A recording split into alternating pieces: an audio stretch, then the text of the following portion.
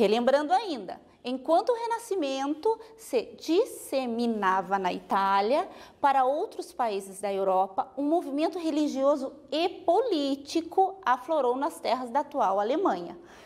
A nova atitude diante do conhecimento e do mundo, que inspirou artistas e cientistas, contribuiu também para abalar o domínio da Igreja Católica na Europa e provocou a divisão do cristianismo.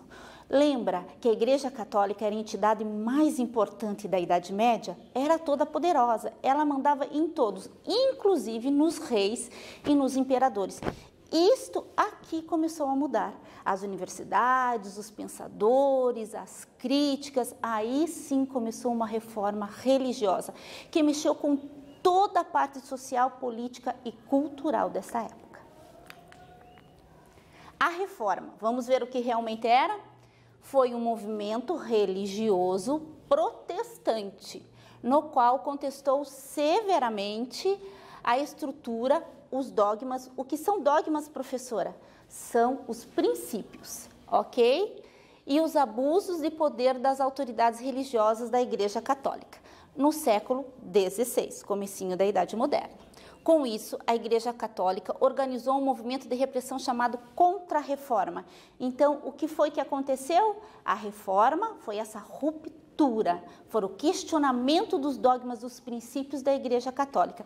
E, claro, a Igreja Católica, perdendo os seus fiéis e com medo de perder todo esse poder que ela tinha, ela resolveu fazer uma contra-reforma. Isso nós vamos estudar também. Vamos lá? Principais motivos da reforma protestante. Depois a professora vai explicar o porquê do nome protestante, tá ok? Poder universal do Papa. No século XV, os reis passaram a ver o Papa como um obstáculo ao fortalecimento do poder real, um rival, pois suas decisões sempre dependiam do aval da Igreja, inclusive nas coroações, pois só se tornaria um rei se fosse coroado pelo Papa. Também se opunham ao pagamento abusivo de taxas e tributos para a Igreja, que vivia no luxo, na ostentação. O Papa era o poder central dessa Igreja, então ele comandava tudo, independente onde ele estava. Ele estava em Roma, era a Igreja de Roma, mas eles mandavam em toda a Europa, na Itália, na Espanha, em Portugal. Então, esse poder incomodava os reis e os imperadores, pois era um poder estrangeiro dominando dentro do seu país. E, claro, eles viviam com luxo e ostentação. Isto o alto e o baixo clero, a professora também vai explicar para vocês o que significa, viviam em luxo e ostentação. Muitas vezes eles eram mais ricos que os próprios reis. O que existia também, lembre, são os princípios, os motivos da reforma, ok? Corrupção, nepotismo e despreparo do clero. Havia uma clara divisão entre o alto e o baixo clero. No alto clero, muitas nomeações para bispo e cardeal eram compradas. Alguns papas só chegaram à chefia da igreja por pertencerem a famílias poderosas. Viviam com luxo e ostentação, praticavam o nepotismo, colocando parentes em cargos de chefia, muitos desses sem preparo religioso devido para orientar os fiéis. No baixo clero, os padres, que também incluíam os monges, com pouquíssima instrução, acabavam desconhecendo muitas regras, viviam quase sempre na miséria e não lidavam bem com as exigências do sacerdócio.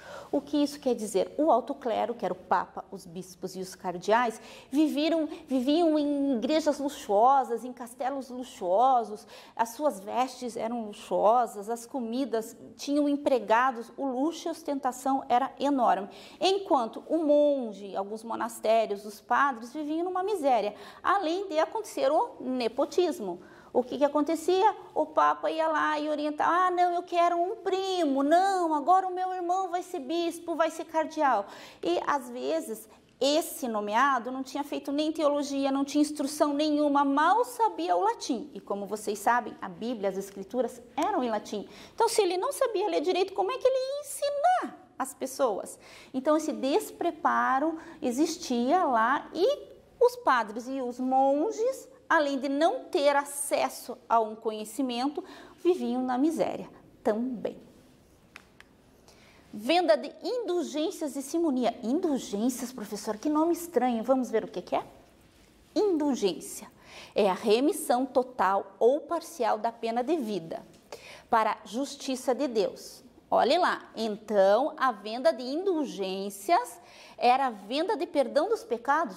Como assim, professora? Exatamente isso. Você chegava lá para o padre e dizia assim: ai, padre, eu pequei. O que acontece? Você tem que ter uma penitência. Não, mas se você me pagar uma parcelinha que está devendo aqui na igreja, está perdoado.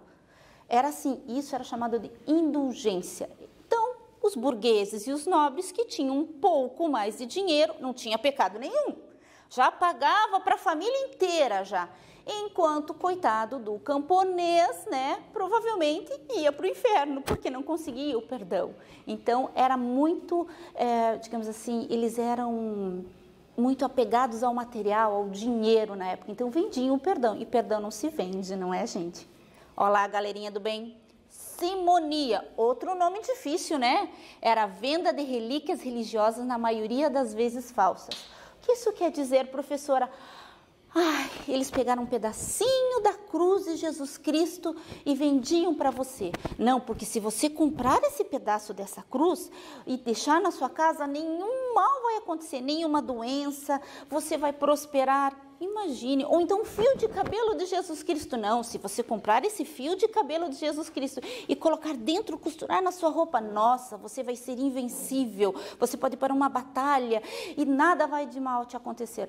Claro, né, pessoal, isso não existe. O que salva é a fé e não um pedaço de papel ou então um fio de cabelo. Fio de cabelo de Jesus Cristo, acho que não existia mais naquela época, mas vendiam bastante. E o coitado do camponês, que não era letrado, como nós já estudamos, 80% da população não tinha um conhecimento, eram analfabetos. Então, eles eram enganados. E o que eles tinham? Eles viviam numa miséria. Então, qualquer coisa que acalentasse, né, o sofrimento deles, eles acreditavam. Então, agora nós vamos falar de um reformador muito importante, Martinho Lutero. Nasceu em 1483, onde hoje é a Alemanha. Ali era um império, então eram várias, o que hoje são vários países, certo? A Tchecoslováquia, a Iugoslávia. Então, hoje, um pedacinho que é a Alemanha, foi lá que ele nasceu. Entrou na universidade para estudar Direito, tá? Porém, como ele se preocupava mais com o estudo da Bíblia e da salvação eterna, trocou o curso de Direito por Teologia e ingressou em um convento agostiniano para se tornar monge. Então, ele entrou na universidade para fazer Direito, porém, ele era muito católico. Ele gostava muito de ler a Bíblia e ele passava noites e noites estudando a Bíblia. Então, ele resolveu mudar de curso e se tornar monge. Vamos ver o que aconteceu? Olha que bonito ele. Isso é uma estátua de Martinho Lutero em Asleben, na cidade natal onde ele nasceu, tá? A reforma protestante, nome protestante de novo, já vamos descobrir por quê.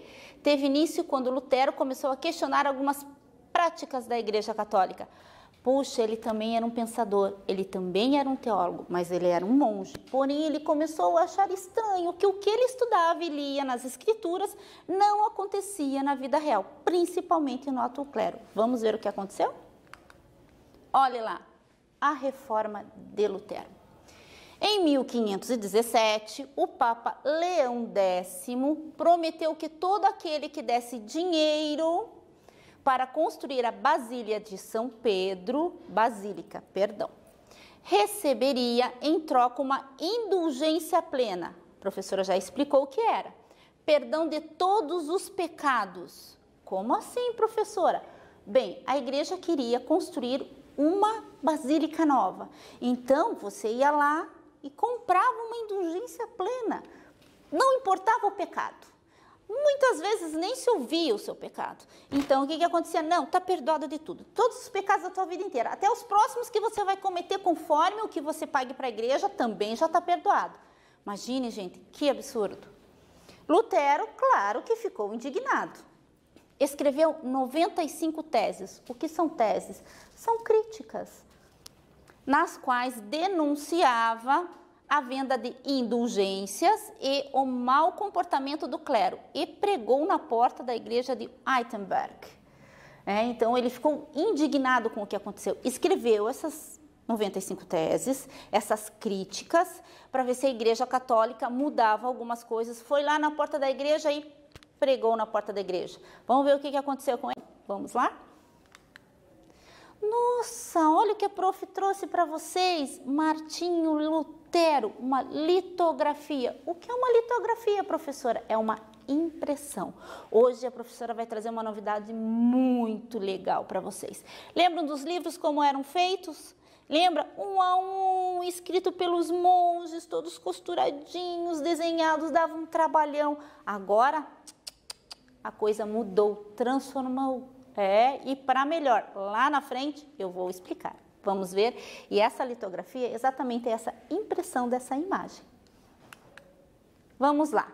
A reforma do nosso amigo Martinho Lutero. Logo após o ato, que ato, professora? Lembra das 95 teses? As críticas que ele foi lá e pregou na igreja? Então, é esse ato.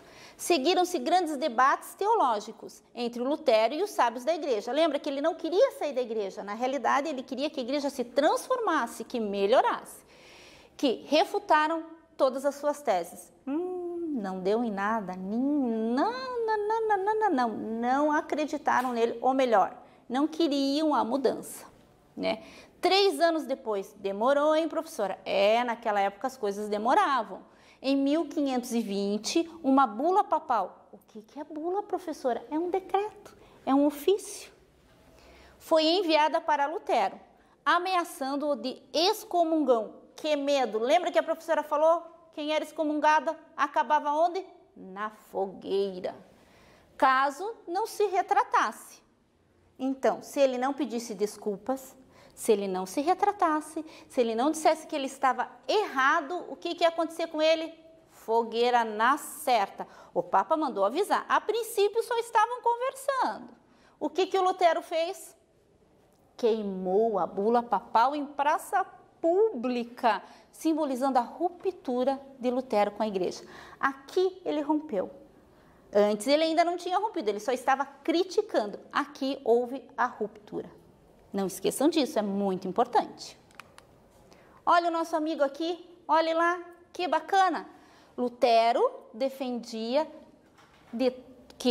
a necessidade, a importância de todos aprenderem a ler e poderem conhecer a Bíblia de fato. E isso contribuiu bastante para a alfabetização de milhares de alemães. Lembra que a professora já falou para vocês e a professora Cibele também comentava que na Idade Média a maioria eram analfabetos? Então, a Bíblia traduzida para o idioma local ajudava as pessoas a aprenderem a ler e escrever, porque só em latim era só os monges e os sacerdotes que sabiam. Mas se trouxesse para o alemão, para o inglês, para o espanhol, era muito mais fácil, não é? Então, o Lutero defendia muito